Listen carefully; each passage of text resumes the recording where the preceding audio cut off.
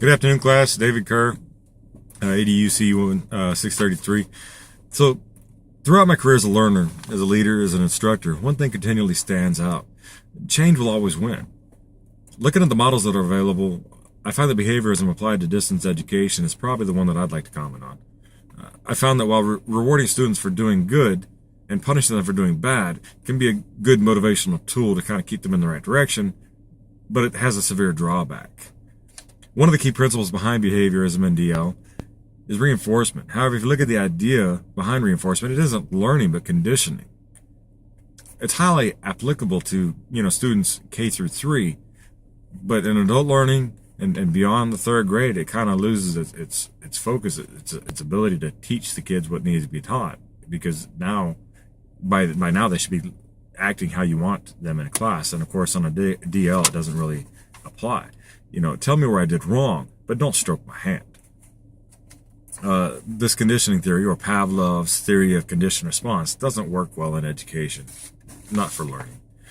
Modeling is one of the key principles that's actually beneficial in that it requires the instructor to provide an example of exactly what they want, leaving less questions out there. This is actually one of the areas where instructors seem to fail a lot.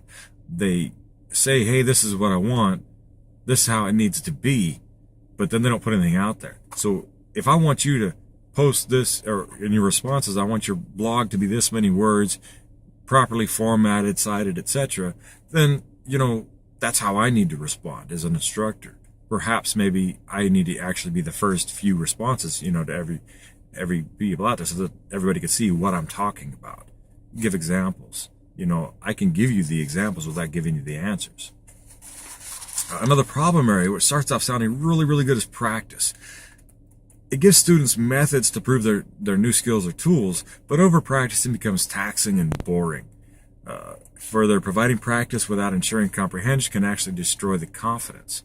For me, I know personally, if you make me practice and I feel that I'm over-practicing, then I'm going to get bored and do a brain dump, because I think it's useless at that point. So after watching Dr. Merrill's video, I don't believe his concerns are justified. I think he's making presumptions, and I think that he thinks persons cannot succinctly use the information learned in a real-world situation based on the idea that they're going to be tested with just multiple choice. Well, assessments are done in multiple ways, even in online learning. So I remember seeing in several studies, I don't remember the names, but K-12 has some good examples, K12.com. Results have been equivalent between distance learners and brick and mortar learners. In fact, the distance learners are actually getting, are starting to excel.